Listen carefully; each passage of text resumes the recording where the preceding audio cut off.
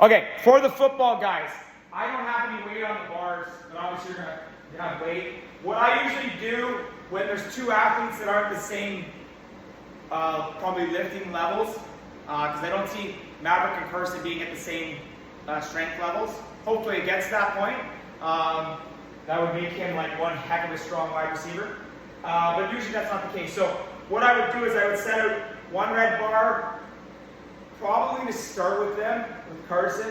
You're going to want like something not crazy heavy, like 25 aside. And with Maverick, you're going to want 15 aside, and then obviously build on depending on how the skill level goes. So the barbell cleans, I want you doing a no-foot power clean.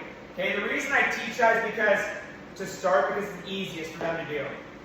Alright, when you start to get the feet off the ground and actually drive through on that jump through the ceiling, like I always say, it's the quickest and hardest jump you're going to do. That becomes a little more technical, so you want to get the basis first. So, what I have them do, I measure out from the gnarly just a thumb length on each side, and then what I do which is different than some people, is I roll my wrist down and forward. So what that's going to do is when I pull, it's going to keep the bar close to the body as opposed to my knuckles down. So I roll my knuckles towards me. I don't know if you can see that on the screen. Roll towards me. So when I pull, it's going to naturally follow my body line as opposed to being up here, right? Because we never want the hips to come to the bar, because if the hips come to the bar, eventually we're going to have to fly and get underneath it. It's not going to be a straight line. So you want to take the straightest line. With some of the athletes in the future, what I do is I get them close to the rack, really close, and have them pull from inside, like close to the rack, so that you know if the bar goes out, they're going to hit the rack. But to start with the football guys, no foot power clean. So you're going to hinge, pull, get underneath. Okay? Pull, get underneath. Pull, get underneath. Pull. So you're taking that lower body foot strength out of it, and you're going to be lighter weights to start, but it'll still be very hard for them. Okay, and then obviously just base your knowledge on, or base your weights on your knowledge, right? You're going to say, okay, that's really easy for him, we'll kick it up a bit. But yeah, so you should I always set up two bars, because it's easier than having to chuck weights on and off. It is set up as a bit of a pain in the butt, but you have the two red bars to use for the cleans, and then just take the regular steel ones for your squats.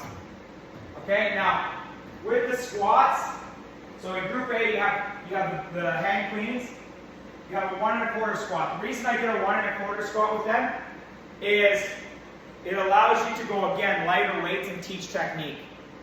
Because a lot of the times what will happen is when an athlete is starting to squat and they haven't had that body knowledge, when they get in the hole at the bottom, the butt is the first thing to go. It's like a natural thing for a lot of people.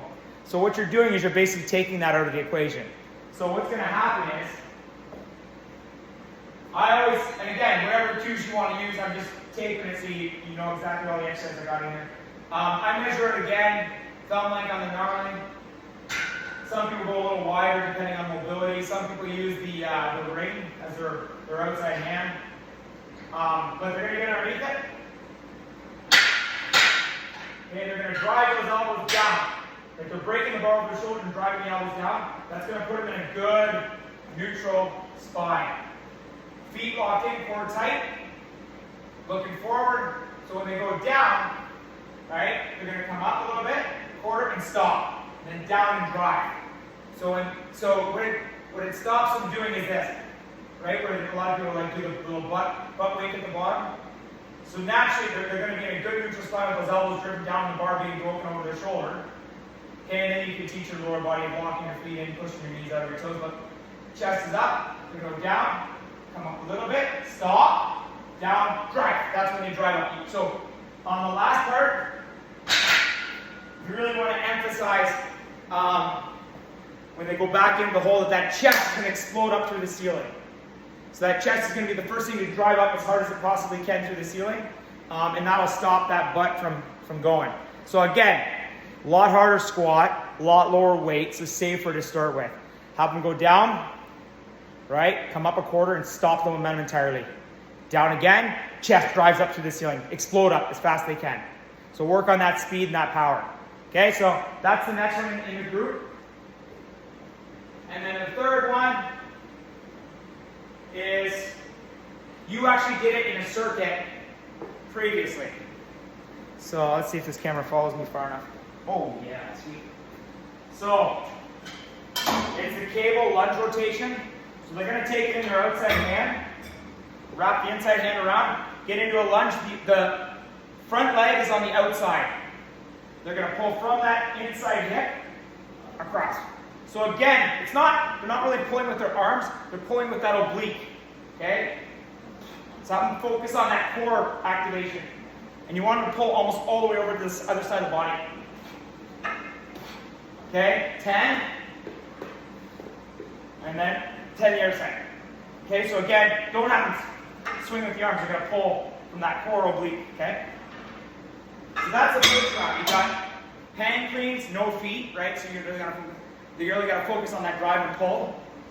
And as you go along, just watch and see, like, I might even progress to clean, like if they're doing it really well, clean and pull and then have them squat underneath, right? It's just dependent on how well they're doing. And obviously if with them doing squats as well, they're probably going to be gassed. So just start with this and see how it goes. Let me know, and then next week you can even put in the front squat portion. Because that's what my plan is. Like next week I have for their plan 1 1/4 front squats. So we're going to teach them the front squat work as well. Again, in a 1 1/4 because I always find it's less weight, it's safer. So, hang cleans, set up 2 bars. Oh, I didn't mention, for the squats too, to save you having to like change weights, I would put Maverick outside the squat rack, and I would put Carson, or either, whatever, Carson inside, and then you can put his higher, right? Which this side, so. Put Carson's higher and put Maverick's lower. So that again, just saves you time of switching out weights, and you can really focus on them doing the exercises.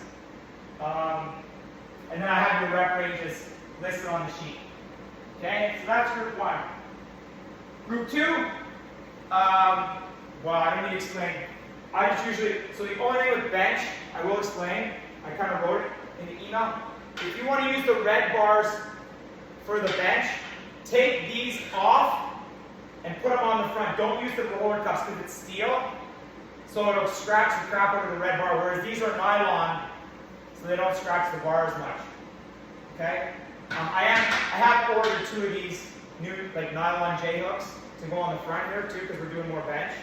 My hockey guys don't do a ton of bench, whereas the football guys are going to do a ton.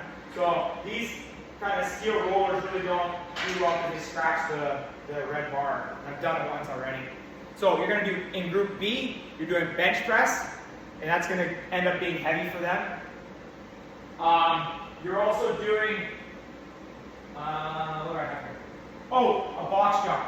So, obviously, you want your lineman to be able to jump as well. So just grab these boxes out here, and don't set it crazy high, obviously, to start, because I don't know how far you can get off the ground to begin with. So, like, I would say probably even the small second box down here and possibly the top one.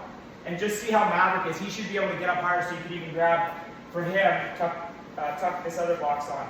And what I usually do with the box jumps when I write out my numbers is I got a little tape measure here. Just a small tape measure rolled up here. I actually take that and I just put it on the side of the box and record the height they finished at for their box jumps. But with the box jumps, I just like to teach when they jump up. So when they jump up onto the box, they cushion that landing and then just step back down to start. Jump up, cushion the landing, step back down. All right, so because you want to start to teach those progressions of actually cushioning as opposed to landing solid. And then the last one in the group is just a plate in and out underneath.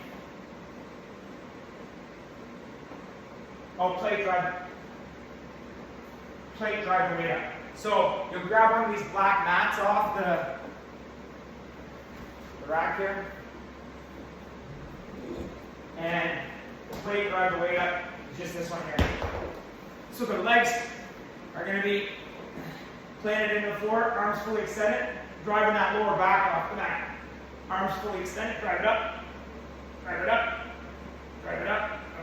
so that's the plate drive up. That's the second round. So box jumps, plate drive up, and what was my third one? Oh, bench press. All right.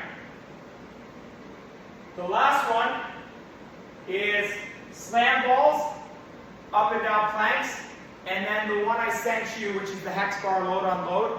So you just grab the hex bar off the shelf here. See if you can follow me. Nope, sure can't. Grab this hex bar, set the Bosu ball out with the plastic on the bottom, and I would say a 10 or 50. I think they can do 15. Put 15 on each side, no clips. Okay, so put 15 on each side, and they're gonna kneel on the Bosu ball, like the rubber part, and they can start with their toes touching on the ground, but the goal is to, again, pull their toes off, so the only thing touching on the Bosu ball is their knee and shin, eventually, when they get comfortable. And you're gonna take one weight off and count, like maybe a count of 5, 1, 2, 3, 4, 5, put it back on. And when they do that, obviously they're gonna get an imbalance, so they gotta stabilize themselves on their knees. And then you go around, take the other side off. And the same thing, count of 5.